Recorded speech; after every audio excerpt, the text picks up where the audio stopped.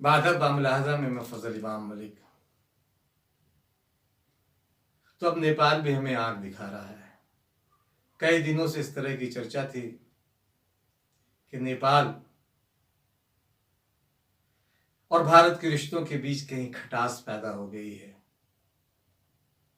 अब ये बात सामने भी आ गई है। नेपाल ने एक नया नक्शा जारी किया है, एक नया मानचित्र जारी किया है अपने देश का, जिसमें भारत के 3 स्थानों को भी उस नक्शे में शामिल, उस मानचित्र में शामिल किया गया है। प्रधानमंत्री केपी शर्मा ओली ने इसका उल्लेख भी किया और फिर वो मानचित्र सार्वजनिक किया, उसे एक बाकायदा प्रेस कॉन्फ्रेंस किया उनके मंत्रिमंडल के सदस्यों ने, और उसमें लिपुलेख, काला पानी और लिम्पियाधुरा को अपना बताया, नेपाल का बताया। ये तीनों बहुत सामरिक दृष्टि से ये इलाका बहुत संवेदनशील है, क्योंकि ये उत्तराखंड की सीमा पर चीन से लगभग सटा हुआ है। ऐसा कहा जा रहा है कि इस सारे खेल के पीछे चीन का खेल है, लेकिन नेपाल हमें अगर आंख दिखा रहा है तो ये सचमुच चिंता वाली बात है। नेपाल के प्रधानमंत्री ओली ने कहा कि लिपुलेखा, काला पानी और लिम्पियाधुरा नेपाल के हैं, और उन्होंने राजनीतिक और कूटनीतिक प्रयासों के माध्यम से भारत से फिर से इन्हें वापस करने की बात कही। बाकायदा वो संसद में उन्होंने प्रस्ताव भी रखा और कई बातें कही। उसमें एक बात ये भी कही, भारत को लेकर कितनी कटुता है नेपाल में, या नेपाल की जो अभी सरकार है उसे इससे देखा जा सकता है कि उन्होंने कहा कि चीन से जो वायरस आ रहा है उससे ज्यादा खतरनाक है भारत से आने वाले वायरस। तो इससे समझा जा सकता है कि कितनी कटुता भारत को लेकर नेपाल की सरकार में है। उन्होंने इसे, यानी जिन 3 नए मानचित्र में जिन 3 जगहों का जिक्र किया, उन्हें वापस लाने की कोशिशों की बात कही है। उनके मंत्रिमंडल ने तीनों इलाकों को नेपाली क्षेत्र के रूप में दिखाने वाले उस नए मानचित्र का समर्थन किया। नेपाल की संसद को संबोधित किया उन्होंने, जैसे मैंने पहले भी ऊपर कहा कि नेपाल की संसद को संबोधित किया।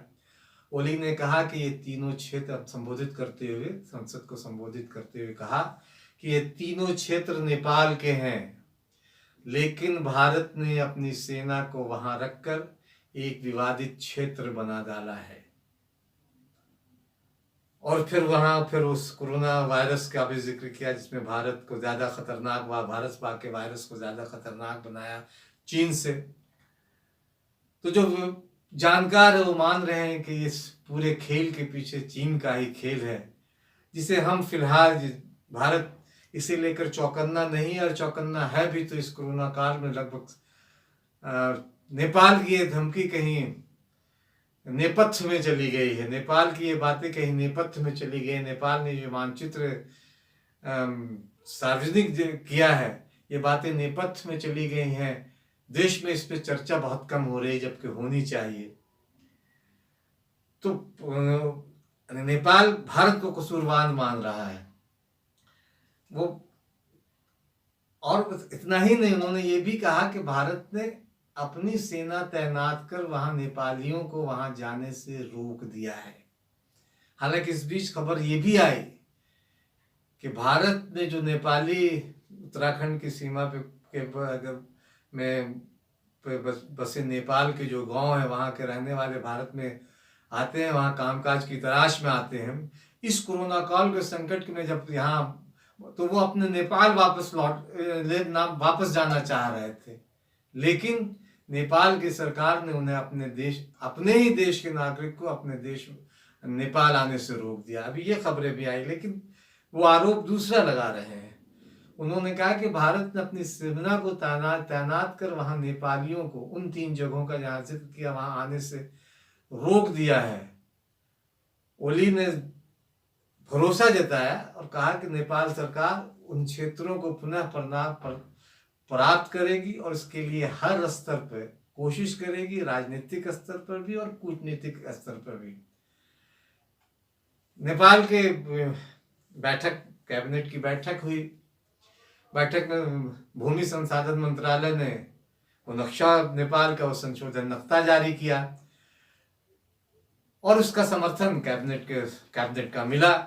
तो ये कैबिनेट की मंजूरी पाकर नक्शा सार्वजनिक किया गया।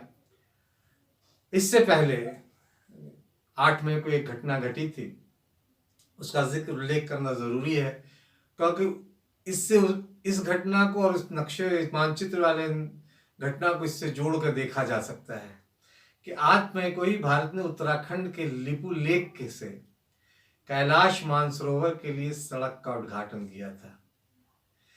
इसे लेकर जब उद्घाटन हुआ तो नेपाल की आपत्ति थी, नेपाल ने इस पे आपत्ति जताई और अब उसने नया राजनीतिक एक जो मानचित्र वो जारी करने का फैसला किया और इसमें भारत के कुछ क्षेत्रों को भी अपना हिस्सा बना लिया। खबर तो यह है कि इधर लद्दाख की सीमा पर भी कुछ चीनी फौजों की हलचल बढ़ी है, कुछ घुसपैठ हुई, कुछ कई तरह की कितना सही है कितना नहीं है तो भी सरकार ने कोई जानकारी नहीं दी है। लेकिन यह है कि चीन के साथ हमारे रिश्ते भी बहुत मधुर नहीं है और नेपाल को मोहरा बनाकर चीन भारत के साथ एक नए तरह का खेल खेल रहा है। सचमुच ये सोचने वाली बात है, चिंता करने वाली बात है, क्योंकि 2015 ये और आज से नहीं हो रहा है, 2015-16 से ही चीन भारतीय सीमाओं पर लगातार आकर अतिक्रमण कर रहा है। और अगर आंकड़ों की बात करें तो करीब 2000 से ज्यादा बार उसने इन भारतीय सीमाओं का अतिक्रमण किया। भारत ने जरूर इस पर एतराज जताया, आपत्ति जताई, लेकिन जिस गंभीरता से इस पे बातचीत अब होनी चाहिए वो होनी बहुत जरूरी है, क्योंकि नेपाल अगर हमें आंख दिखाएगा और जब नेपाल ये कहेगा कि चीनी वायरस से ज्यादा खतरनाक भारत का वायरस है तो ये चिंता में डालने वाली बात है, क्योंकि भारत और चीन की दोस्ती अपने आप में एक मिसाल मानी जाती थी। चीन से ज्यादा भारत से अच्छे संबंध थे नेपाल के, लेकिन चीन धीरे धीरे वहां अपना घुसपैठ करता जा रहा है और उस तरह का भारत के खिलाफ एक माहौल जो बना रहा है, इस नेपाल के इस कदम से इसे आसानी से समझा जा सकता है।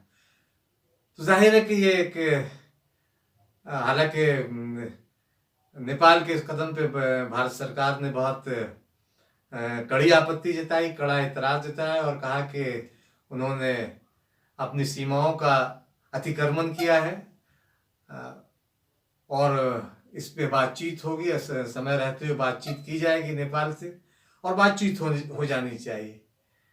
लेकिन सवाल यह है कि पड़ोसी देशों से जिस तरह से हमारे रिश्ते लगातार बिगड़ रहे हैं, उन कारणों की भी पड़ताल जरूरी है। पाकिस्तान से तो खैर रिश्ते मधुर है ही नहीं और पाकिस्तान का जो रवैया है उसे देखते हुए रिश्ते में मिठास आ ही नहीं सकती। वो लगातार हमारे क्षेत्रों में, हमारी सीमाओं में न सिर्फ गोलीबारी कर रहा है बल्कि लगातार आतंकवादियों की जिस तरह से घुसपैठ करा रहा है